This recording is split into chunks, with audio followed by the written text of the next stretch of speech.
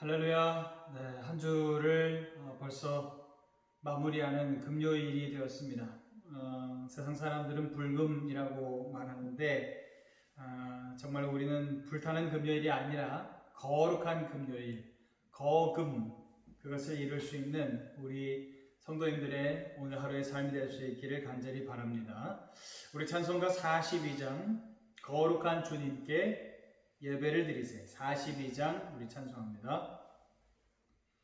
거룩한 주님께 예배를 드리세. 무릎을 꿇고서 영광 돌려 금 같은 순종과 향기로운 겸손을 주님께 바쳐서 경배하세. 주 앞에 삼가서 겸손히 행하면 주 너를 언제나 돌보시리. 말씀엔 위로와 기도의 응답을 내 갈 길 바르게 인도하리. 주 앞에 설 때에 두려워 말아라. 가난한 우리를 도우시리. 보배로운 진리와 온유한 사랑은 주님께 다 바칠 귀한 예물. 떨면서 바치는 이 작은 예물도 주님은 귀하게 받으시리. 어두운 밤 지나고 새 아침 맞으니 믿음과 소망을 늘 주시리. 아멘. 아멘. 오늘 하나님의 말씀은 사사기 21장 말씀, 구약성경 399면 사사기 21장 말씀입니다. 지난 시간에 사사기 20장을 우리가 다루었습니다. 베냐민과 전쟁을 하기 위해서 이스라엘 전체가 총회로 모였고 결국에는 전쟁이 벌어졌어요. 그리고 베냐민 지파의 남자들 한 600명 가량 그들만 살아남고 나머지는 결국 다 죽고 말았습니다. 그때의 그 처참한 상황을 20장 48절은 이렇게 말해요.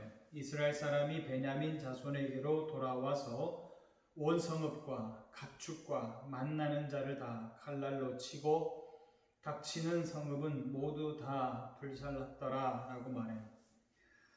안타까운 사실이죠. 온 나라가 한 사람의 진술에 흥분을 해서 베냐민 지파가 거의 멸족되는 이러한 상황이 벌어졌고 정말로 그 경거망동한 행동의 극치가 아닐까라고 하는 평가가 들게 됩니다. 오늘 그들은 이제 전쟁을 끝내고 다시 생각을 하게 되는 것 같아요. 4절에 보면 번제와 화목제를 드렸다라고 했는데 그리고 난 다음에 조금 정신이 들었는지 이제는 그들이 하는 짓이 뭐냐, 600명 정도밖에 안 남은 베냐민 지파를 생각을 해보니까 지금 그 600명밖에 안 남은 지파, 베냐민 지파에게 우리가 지금 무슨 짓을 한 거냐, 그런 생각이 그제서야 번뜩 드는 거예요. 지금 600명밖에 안 남았고 여자들은 다 죽었으니까 이들은 어떻게 결혼을 하며 이들은 어떻게 해서 아이를 낳으며 어떻게 해서 아이를 낳아서 자신들의 그 기업을 이어갈 것인가. 이게 지금 그제서야 생각이 되는 거예요. 여러분, 그런데 한번 생각해 보세요. 전쟁이라고 하는 것을 이렇게 섣불리 결정하고 그렇게 치르는 사람들이 어디 있어요. 전쟁이라고 하는 것은 그야말로 모든 것을 다 잃는 것이고 그것을 다시 회복하는데 엄청난 시간이 걸리고 또 전쟁이 가지고 있는 외상후 스트레스라든가 여러 가지 부작용들 이런 것들을 어떻게 오랜 세월 동안 극복하겠습니까? 여러분, 이게 얼마나 힘든 일이에요. 그런데 이것을 이렇게 섣부르게 판단을 해서 베냐민 지파를 쳐들어가고 사실 확인도 하지 않고 또 불량배만 내놓으라고 잘 판단을 해서 설득을 하면 될 것을 그것을 가지고 섣불리 전쟁을 감행을 하게 되어지는 이 이스라엘의 모습을 볼 때 참으로 안타까운 상황일 수밖에 없는 것이죠. 결국에는 이제 자기네들이 이제 뒤돌아보니까 무슨 짓을 한 거야 우리가 이런 생각이 그제서야 들었나 보죠. 그래서 이제는 나머지 생존자인 600명의 그 베냐민 지파 사람들의 여자 구해주기에 자신들이 이제 나서요. 그런데 자신들의 딸들은 주지 않기로 맹세했다는 거죠. 그런 건 또 자기네들한테 유리하게 잘도 해석을 해요. 그래서 여자를 구해줘야 되는데 그럼 어떻게 하냐라고 했더니 누가 또 이런 때는 또 머리가 잘 돌아가는 것 같아요. 야, 우리가 분명히 미스바 총회에서 모였을 때 총회에 다 모이라고 했는데 안 모인 자들은 참석하지 않은 사람들은 분명히 멸하기로 하지 않았냐. 그래서 봐라 한번 누가 안 온 것 같다 라고 하면서 확인 작업을 한 거예요. 그랬더니 길르앗 야베스 사람들이 안 왔다라고 하는 것이 확인됐어요. 기회는 이때다라고 하고는 곰방까지 아까까지만 해도 그렇게 섣불리 전쟁을 결정하고 베냐민 지파를 멸족시키는 것에 거의 가까이 행동한 그러한 우울을 범한 이들이 또 다시 판단 미스를 해요. 이번에는 길르앗 야베스 주민을 거의 다 죽여요. 그리고 난 다음에 남자를 알지 못하는 처녀들만 살려두었습니다. 그렇게 해서 그들을 이제 베냐민 지파 남자들에게 주겠다고 하고 있는 거예요. 이거 정말 참 그야말로 그들 소견에 오른 대로 남자들의 눈에 보기에 오른 대로 그야말로 행동하고 있는 제멋대로 행동하고 있는 그러한 이스라엘의 상황을 잘 우리가 볼 수 있죠. 자, 그렇게 해서 여자들이 어찌됐든 생존자들이 얼마나 많냐? 400명 남았다 그랬어요. 그러면 남자는 600명이고 200명 모자라잖아요. 200명 그럼 어떻게 할 거냐라고 했더니 매년마다 실로에서 여호와 하나님께 예배하는 야외 축제가 있는데 그때에 올라오는 여인들 중에서 나머지 여자를 구하지 못한 베냐민 지파 남자들은 어떻게 하라는 거예요? 보쌈하라는 거예요. 그렇게 해서 너희들 여자로 삼으라는 거예요. 그러고 난 다음에 혹시나 이 죄가 우리가 분명히 이거 정말 자의적인 해석이에요. 이렇게 행동한 그것도 잘못인데 이러한 명령을 내리고 있는 이스라엘 자체가 사실은 잘못인데 그들은 정말 제멋대로 생각하고 있어요. 뭐냐? 우리가 분명히 총회에서 베냐민 지파 남자에게 여자 안 주기로 했지 않냐? 그런데 나중에 이걸 가지고 누가 문제시 삼아서 너 분명히 맹세했는데 맹세 안 지켰어? 왜 네 딸을 베냐민 지파 남자에게 줬어? 라고 하면 오늘 우리가 이 결의한 내용 이것을 근거로 해서 우리가 보쌈해가는 것에 대해서는 죄를 묻지 않겠다고 결정했기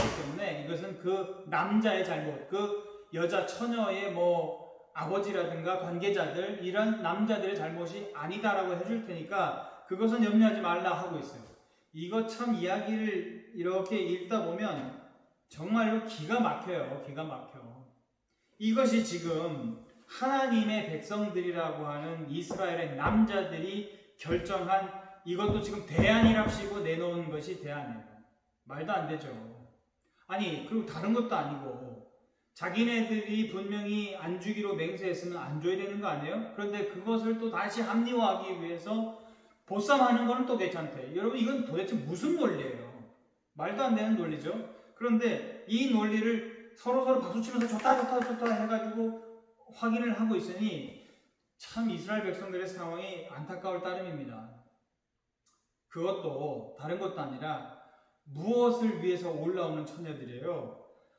우상에게 예배하는 것도 아니고 여호와 하나님의 축제, 하나님께 예배하려고 올라오는 처녀들이니까 말 그대로 처녀라고 한다면 아직 남자를 알지 못하는 아주 젊은 어린 여자들 말하는 거예요. 솔직히 말하면 우리의 딸들이라는 얘기예요. 그런데 그 우리의 딸들, 순수한 딸들, 그저 하나님께 예배하겠다고 올라오는 그 딸들을 갖다가 자신들이 저질러 놓은 죄를 무마시키기 위한 대안 아닌 대안으로 보쌈을 해가는 것에 대해서 용인한다? 여러분, 이건 말도 안 되는 거죠. 하나님께 예배하는 자들을 어떻게 보쌈해 갈 생각을 해요? 하나님께 예배하러 올라온 순수한 그 우리의 딸들을 어떻게 자신들이 잘못한 죄가를 덮기 위한 희생양으로 삼냐고요. 이건 마치 기쁨으로 그 승리를 축하하기 위해서 마중 나온 입다의 딸을 그가 이제 제일 처음 마중 나왔다고 해서 내가 바치겠다라고 섣불리 경솔하게 맹세한 그것을 지키기 위해서 희생당하는 입다의 딸하고 똑같은 거 아니에요.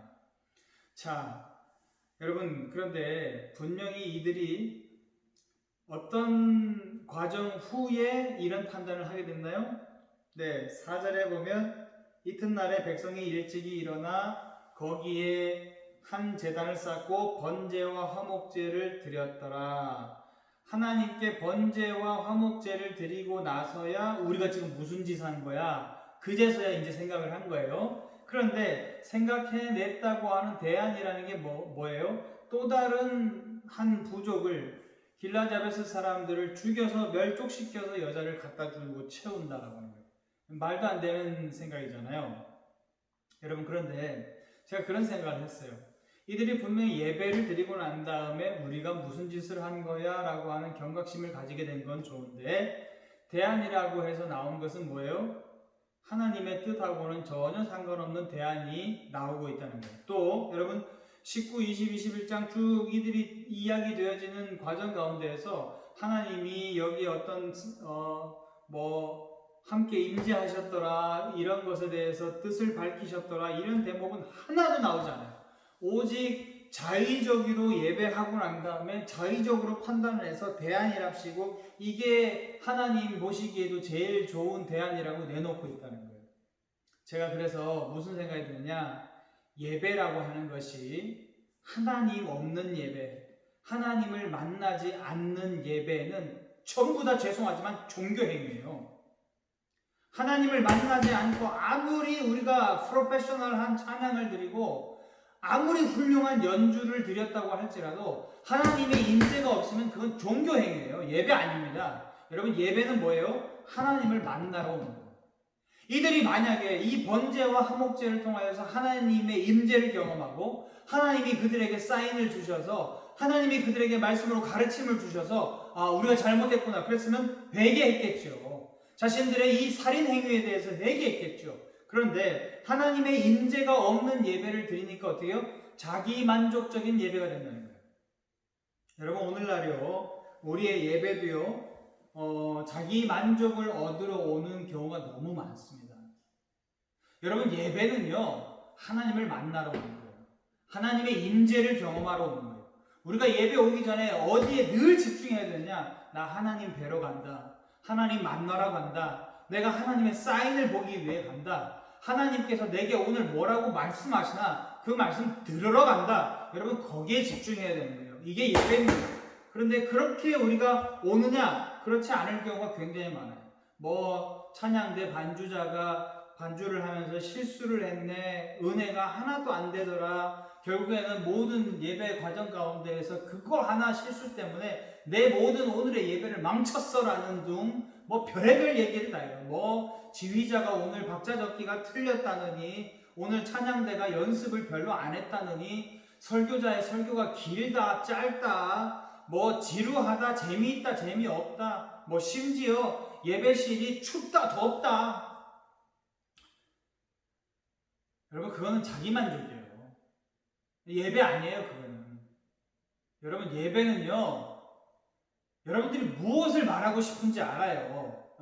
추우면 춥다 얘기할 수 있고, 더우면 덥다 얘기할 수 있고, 길면 길다 얘기할 수 있고, 짧으면 짧다 얘기할 수 있어요. 그런데 예배하러 오는 성도의 마음가짐의 제일 첫 단추는 그게 아니라는 얘기예요.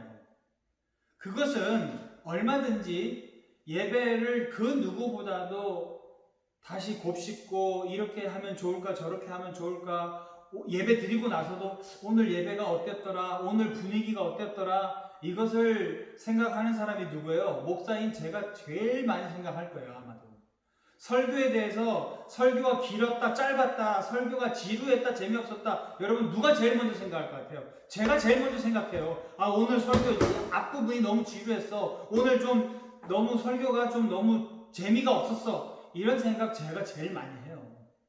그러니까 그건 걱정하지 마시고, 제일 중요한 건 뭐예요? 예배에 오는 우리의 첫 마음가짐은 하나님 뵈러 간다. 할렐루야. 이게 제일 중요한 거예요. 하나님 뵈러 간다가 빠지고 나면 모든 게 다 자기 만족이 되는 거예요. 자기 만족이 되지 않으면, 충족이 되지 않으면 그 예배는 다 실패한 예배예요. 내 마음에 들지 않는 예배. 내가 뭐 하나 거슬린 것 때문에 예배 전체가 다 망쳐졌다고 생각하는 거하고 똑같은 거예요. 여러분 보세요. 이스라엘 백성들이 자기 만족의 예배를 드렸다라고 하는 것밖에 해석이 되지 않아요. 만약에 정말 하나님의 임재를 구하는 예배를 드렸으면 이들은 이렇게 오판하지 않았을 거예요. 하나님의 임재를 조금이라도 그들이 살폈다고 한다면, 하나님의 사인을 조금이라도 그들이 들었다고 한다면 그들은 회개하고 그랬을 거예요. 그런데 오늘 하는 것들 보면, 오늘 다른 뒤에 후속 조치들이 보면 너무나도 안타까운 후속 조치들이 나오고 있다. 그리고 이것이 사사시대의 전말이었다라고 얘기할 수밖에 없다라고 하는 거예요. 사랑하는 여러분, 우리 오늘 미세의 채널에 들어오는 우리 모든 성도님들은 예배에 있어서 이거 한 가지만은 꼭 기억해 주시기를 부탁드립니다. 예배에 올 때는 하나님 만나러 가는 거예요. 예배가 뭡니까? 예를 갖춰서 배 절하러 간다, 인사드리러 간다. 그게 예배잖아요. 한자적인 표현의 의미는 예배가 그런 의미잖아요. 누구한테 인사드리러 가는 겁니까? 하나님께 인사드리러 가는 거예요. 하나님 뵈러 가는 거예요. 하나님 만나러 가는 게 예배입니다. 여러분, 우리가 이것을 절대로 놓치면 안 됩니다. 이러한 예배가 계속해서 반복되면, 자기 만족을 위한 예배가 계속 반복되면 나중에 어떻게 되냐면 예배 평가자가 됩니다. 예배 끝나고 난 다음에 예배가 이랬다 저랬다, 예배가 어땠다 저땠다 라고 평가하는 사람들이 돼요. 그 사람들은 절대 예배의 은혜를 못 받아요.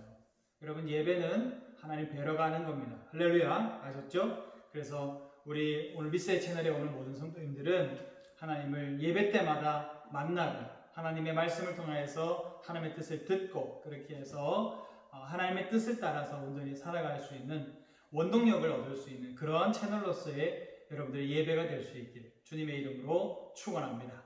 기도하겠습니다.